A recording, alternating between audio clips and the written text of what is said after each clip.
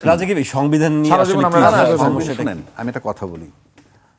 সংবিধান নিয়ে কথা বললে বিষয় কি জানেন, এগুলো নিয়ে সিরিয়াস হইতে হয়। আসলে এটা তো হ্যাঁ, এটাও serious, এটা মস্করা না। মস্করার জিনিস না। আপনি ধরেন, আমরা একটা কথা বলি যে 72 সালের সংবিধান, বারবার বলতেছি। দেখেন, এই সংবিধানের উপর লেখা আছে কি জানেন? গণপ্রজাতন্ত্রী বাংলাদেশ সংবিধান। এখানে লেখা নাই যে সংবিধান 1972। এটা 72 সালে ফরমেশন হয়েছে, ফর এক্সাম্পল। কিন্তু এর উপরে যখন লেখা থাকবে যে 1972, তাইলে এটা পার্টিকুলার। যেমন ধরেন, নারী ও শিশু নির্যাতন আইন 2003 লেখা আছে, এটা তো জানো তুষার ভাই। হ্যাঁ হ্যাঁ নিশ্চয়ই। নারী ও শিশু নির্যাতন আইন 2003। এরপর যখন এটা 2007-এ অ্যামেন্ডমেন্ট হয়, 2011-তে অ্যামেন্ডমেন্ট হয়, অ্যামেন্ডমেন্ট হইতে পারে, কিন্তু নাম থাকে নারী ও শিশু 2003 সংশোধিত 2016। যেমন এটাতে লেখা আছে এইভাবে লেখে সর্বশেষ সংশোধনী এটাও লেখা অনুমোদিত আছে এপ্রিল সর্ব- 2016। কিন্তু এটা 72-এর সংবিধান হিসেবে লেখা নাই যে বাংলাদেশে গণপ্রজাতন্ত্রী বাংলাদেশের সংবিধান এটা।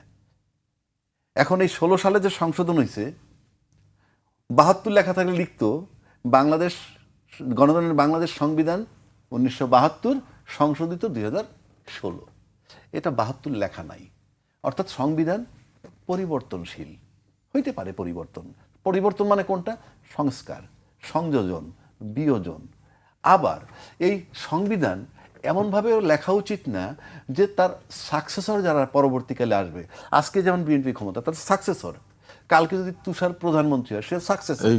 এই বদ্ধ না বলতেছি। করেন না। না তখন কি হবে, সাকসেসররা যাতে এটাকে সময় উপযোগী করে সংশোধন করতে পারে, সেই দরজাটা বন্ধ না করাটা হইল সংবিধানের কাজ।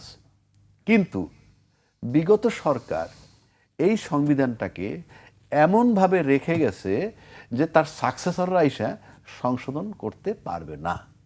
যদি বলেন কিভাবে, আমি দেখাচ্ছি। এই সংবিধানের 142 অনুচ্ছেদ, দেখানো লাগবে না, এই বইটা নিয়ে আসছি আমি। যেটা আমরা প্রায় মুখস্থ করে ফেলেছি। হ্যাঁ, এই 142-এ আছে কি, যে এই সংবিধান পরিবর্তন, সংশোধন, বিয়োজন, সংস্কার সব করতে পারবে 2/3 মেজরিটি সাংসদের মতামতের ভিত্তিতে। সেই 2/3 মেজরিটি কিন্তু আজকের বিএনপি সরকারের আছে। সুতরাং তারা এইটা তাদের যেমন খুশি তেমন সংশোধন করে নিতে পারে 142 মোতাবেক।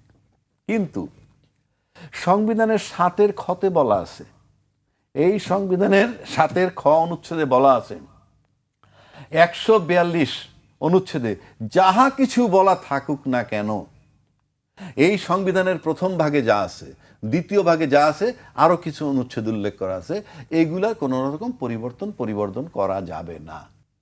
এবং এই 7-এর খ, 7-এর ক, 4-এর ক সব কিন্তু প্রথম ভাগে।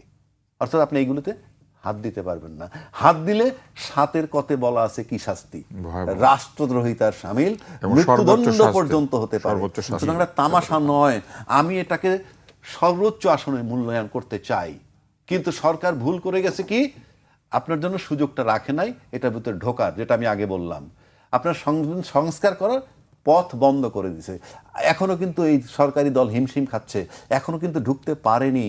বারবার বলতেছে সংবিধানের কথা, ফাইন।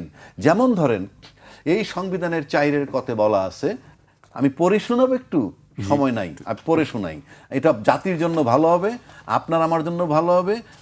আর তুষার তো একটা ভালো এক্সপার্ট, ক্লাস হচ্ছে। হ্যাঁ, তুষারের জন্য খুবই ভালো হবে। না, আমি এটা পড়েছি। আচ্ছা, 4-এর কতে বলা আছে, জাতির পিতা বঙ্গবন্ধু শেখ মুজিবুর রহমানের প্রতিকৃতি, রাষ্ট্রপতি, প্রধানমন্ত্রী, স্পিকার ও প্রধান বিচারপতির কার্যালয় এবং সকল সরকারি ও আধা সরকারি অফিস, স্বায়ত্তশাসিত প্রতিষ্ঠান, সংবিধিবদ্ধ সরকারি কর্তৃপক্ষের প্রধান ও শাখা কার্যালয়, সরকারি ও বেসরকারি শিক্ষা প্রতিষ্ঠান, বিদেশে অবস্থিত বাংলাদেশের দূতাবাস ও মিশনসমূহ সংরক্ষণ ও প্রদর্শন করতে হবে। বঙ্গবন্ধুর ছবিটা, আমি বঙ্গবন্ধুর মানি না মানি আমার কিচ্ছু আসে যায় না, আমি তো সংবিধান মানি। এই সংবিধান বলতেছে ওই ছবিটা থাকতে হবে। আজকে তো কোনো ছাত্ররা ক্ষমতায় নাই, আজকে তো যেই ছাত্রের ভয় অস্থির ছিলাম আমরা, তারা তো নাই। কিন্তু রাষ্ট্রপতির বঙ্গভবনে এই ছবিটা ঝুলতেছে না কেন? বিদেশি দূতাবাস থেকে নাকি ইউনূস সরকার নামাই দিছিল, এখন ঝুলতেছে না কেন? চাইরের ক। প্রতি মুহূর্তে আপনি সংবিধান ভায়োলেট করতেছেন। আরো জাতির জ্ঞাতার্থে বলতেছি, বঙ্গভবন থেকেও নামিয়ে দিয়েছে, তখনই দিয়েছে। সেটি তো বলতেছি, কিন্তু এখন তো তো আপনি এটা উঠাইতে তো পারেন। রাষ্ট্রপতিও বাধা দেন নাই, ইউনূস সাহেব বাধা দেন নাই। না না, রাষ্ট্রপতি বাধা দেন নাই, ইউনূস সাহেব বাধা দেন নাই। ইউনূস সাহেব শক্তি ছিল ছাত্র এখন ক্ষমতায় নাই, তাহলে এখন রাষ্ট্রপতি তুলতেছেন না কেন? চাইরের ক। অর্থাৎ আপনি in the name of constitution আপনি কিন্তু হর হামেশা সংবিধান ভায়োলেট করতেছেন। এখন প্রশ্ন আসে, কালকে যদি এই সংবিধান আপনি সংস্কার করতে পারেন, কইরে যদি এই চাইরের ক বাদ দেন, ভালো কথা, কিন্তু যতক্ষণ বাদ দিতে পারতেছেন না অতক্ষণ ভায়োলেশন অফ কনস্টিটিউশন হচ্ছে, এবং আপনি এটার এই ক্রিমিনাল অফেন্স কিন্তু হচ্ছে, এটার অ্যাকশন কিন্তু কখনো যাবে না। এই আইনটি, এই সংবিধানটা পুরো যদি বাতিল হয়ে যায়, নতুন সংবিধান আসে, তাতেও এই সংবিধান যতক্ষণ ছিল ততক্ষণ যে আপনি মানেন নাই সেটার বিচার হবে। Number one. নাম্বার টুতে আসেন, আপনি রাষ্ট্রপতিকে নাকি যা সাজায় দেয় তাই বলবে। কেন? রাষ্ট্রপতির কি সেন্স নাই? উনি রাষ্ট্রপতি, হি রিপ্রেজেন্ট বাংলাদেশের নাম্বার ওয়ান ব্যক্তি। আপনাকে লিখে দিলেই পড়বেন কেন? He could have resign. না, আমার আদর্শ বঙ্গবন্ধু, উনি বলছেন এই সংবিধান রক্ষার জন্য আমি জীবন দিতে পারি। কোথায় জীবন দিচ্ছেন? উনি পবিত্র পার্লামেন্টে গিয়া উনি মিথ্যাচার করেছেন। হ্যাঁ বলবেন সরকার লিখে দিছে, আমি পড়বো কেন? আমার দরকারটা কি? এইখানে সংবিধানে উনি গিয়ে পার্লামেন্টে বলছেন জাতি মুক্তিযুদ্ধের ঘোষক জিয়াউর রহমান, আমি মানি জিয়াউর রহমানকে। ফর এক্সাম্পল, আমি শেখ মুজিবকে ঘোষক মানলাম না, স্বাধীনতার ঘোষক আমি মানলাম না, আমি জিয়াউর রহমানকে মানবো। কিন্তু আপনার জায়গাটা তো বদল করে নেবেন। এই কাগজে লেখা আছে একটা, পড়বেন আর একটা, এটা কি হবে? আপনি কাগজে লেখা একটা পড়তেছেন আর একটা। এখানে আমি পড়ে শোনাই। সংবিধানের ৬ষ্ঠ তফসিল ১৫০(২) অনুচ্ছেদ মোতাবেক, এটা জাতির জানা দরকার আমি মনে করি, 19৭১ সালের 25শে মার্চ মধ্যরাত থেকে অর্থাৎ ২৬ মার্চ প্রথম প্রহরে জাতির পিতা বঙ্গবন্ধু শেখ মুজিবুর রহমান কর্তৃক প্রদত্ত স্বাধীনতার ঘোষণা। এবং এই যে ঘোষণাপত্র, এখানে তার ঘোষণাটা পরিষ্কার বলা আছে যে বঙ্গবন্ধু শেখ মুজিবুর রহমান স্বাধীনতার ঘোষক। আপনি যদি বলতে চান এটা মিথ্যা, ভালো কথা, যতক্ষণ মধ্যে চেঞ্জ না হয়, যতক্ষণ মধ্যে এই ডকুমেন্টে লেখা থাকবে, ততক্ষণ মতো আপনাকে মানতে হবে। আপনি অফেন্স করতেছেন ফুল টাইম। সুতরাং আমরা যে সংবিধানের কথা বলতেছি, এখন আসেন এই সংবিধানের ১২৩-এ বলা আছে, এই সংবিধানের ১২৩ অনুচ্ছেদে যে সংসদ ভেঙে যাওয়ার পর ৯০ দিনের মধ্যে নির্বাচন দেবেন। এই সংবিধানে ১২৩ অনুচ্ছেদে ৫৮৬ দিন পর যখন নির্বাচন করা হইল, কোন সংবিধানে? বলতে হবে তোমাকে।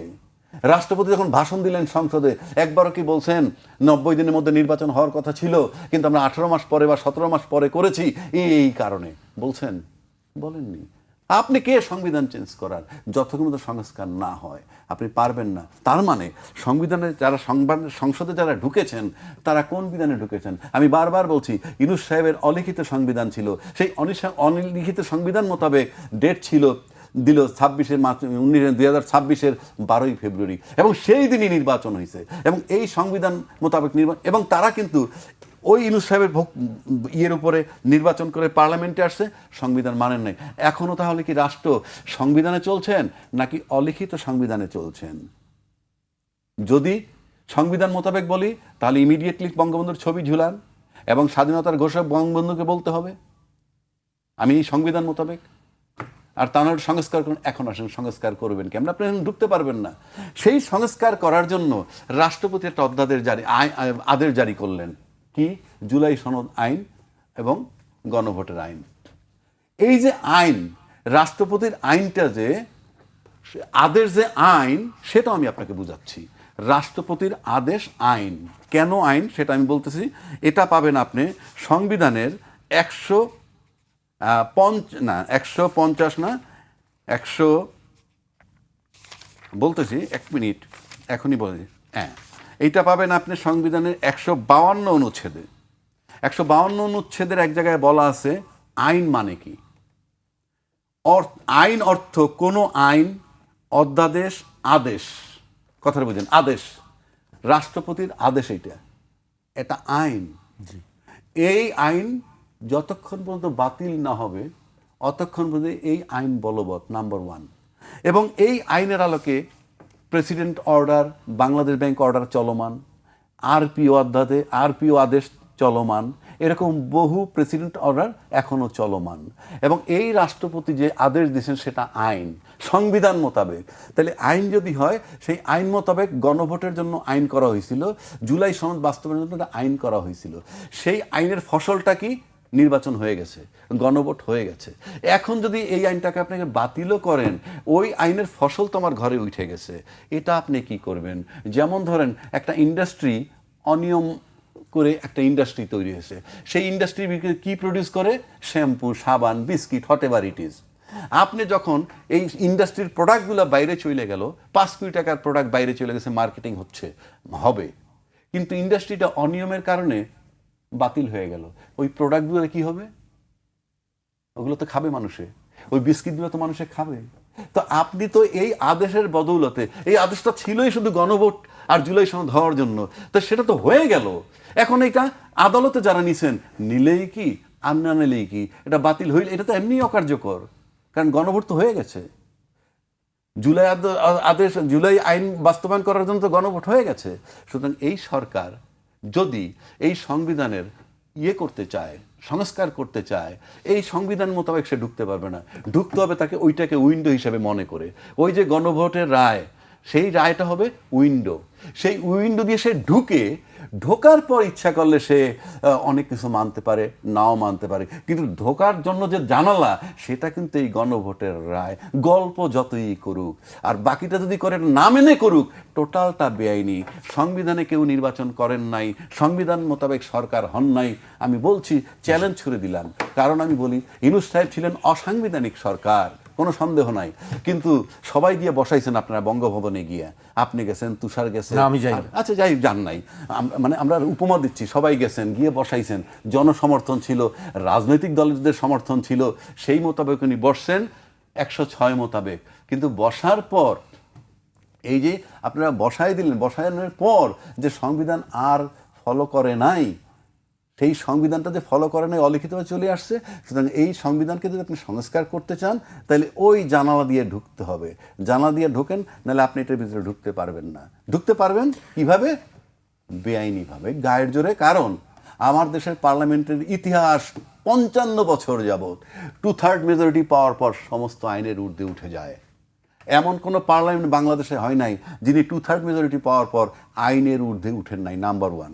নাম্বার 2, 55 বছর যাবৎ আমি দেখে আসছি নির্বাচিত প্রতিনিধিরা সাধারণ জনগণের কাছে, এলাকার জনগণের কাছে হন আতঙ্ক। কথা বলতে পারেন না, কিছুই বলতে পারেন না। এমপি হন, মন্ত্রী হন, তারা হয়ে যান সাধারণ লোকের কাছে, তার দলের বাইরের লোকগুলোর কাছে তারা হয়ে ওঠেন আতঙ্ক। এটা তো দেশ নয়, এভাবে তো দেশ চলতে পারে না।